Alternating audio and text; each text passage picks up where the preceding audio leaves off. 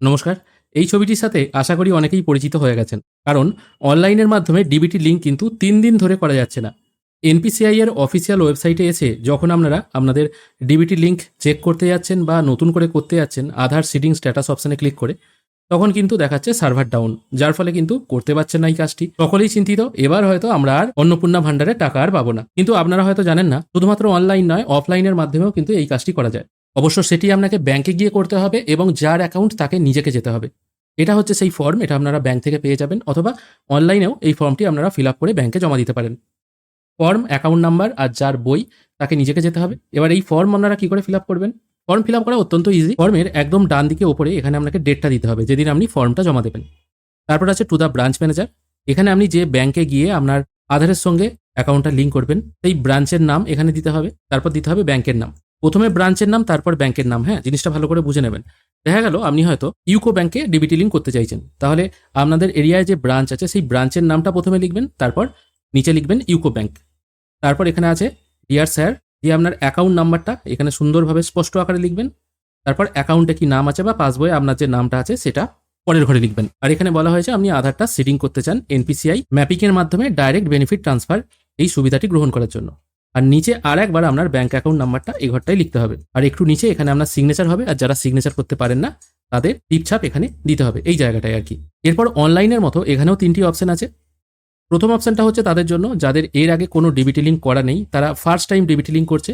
সেক্ষেত্রে তারা প্রথম অপশনটায় টিকমার্ক দেবে এবং এখানে যে ফাঁকা জায়গাটা আছে এখানে সেই নতুন ব্যাংক অ্যাকাউন্ট নাম্বারটা বা যে ব্যাংক অ্যাকাউন্ট নাম্বারটা দিতে চাইছে সেই অ্যাকাউন্ট নাম্বারটা এখানে লিখবে। এটা হচ্ছে শুধুমাত্র সেই কাস্টমারদের জন্য যারা ফার্স্ট টাইম ডিবিটি লিঙ্ক করছে। এখানে দেখুন লেখাই আছে who have not so far seeded account with NPCI mapper, যারা আগে কোনোদিন করেনি। এবারে চলে আসছি দ্বিতীয় আর তৃতীয় অপশনে।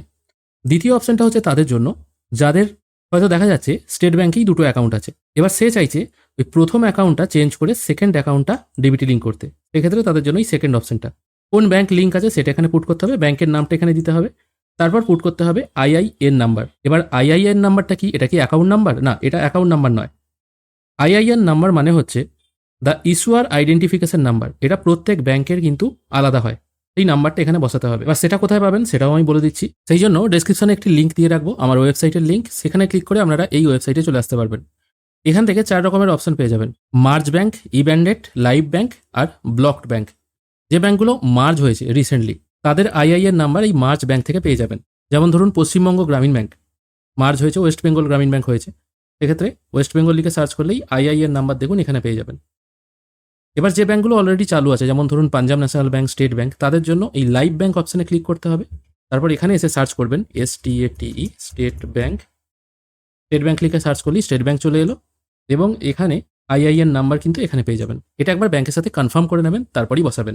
সবাই ফার্স্ট টাইমের জন্যই করবে, সেই জন্য প্রথম অপশনটাই আপনাদের কাজের।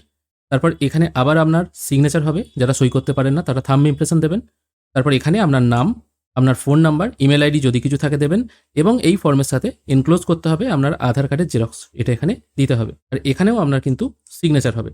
এখন আপনাদের জন্য ছোট্ট একটি আপডেট। এখন বাড়িতে বসেই আপনাদের প্রতিষ্ঠানের GST registration, ITR filing, PAN card, passport এবং আপনাদের পছন্দ মতো বায়োডাটা তৈরি করতে পারবেন সামান্য কিছু খরচের বিনিময়ে। ডেসক্রিপশনে আমি এই ওয়েবসাইটের লিঙ্ক দিয়ে রাখবো।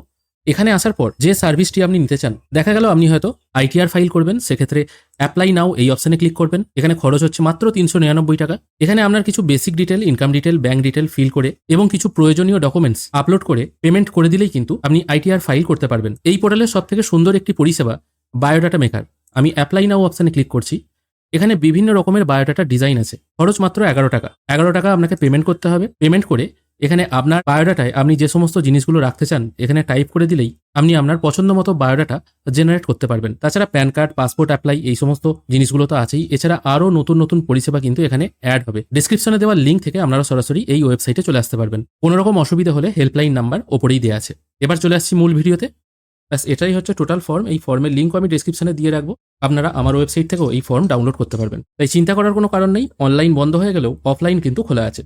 তবে এখন ব্যাংকে খুব ভিড় হচ্ছে, একটু সময় নিয়ে আপনাকে কাজ করতে হবে। আজকের ভিডিও এখানেই শেষ করছি, ধন্যবাদ।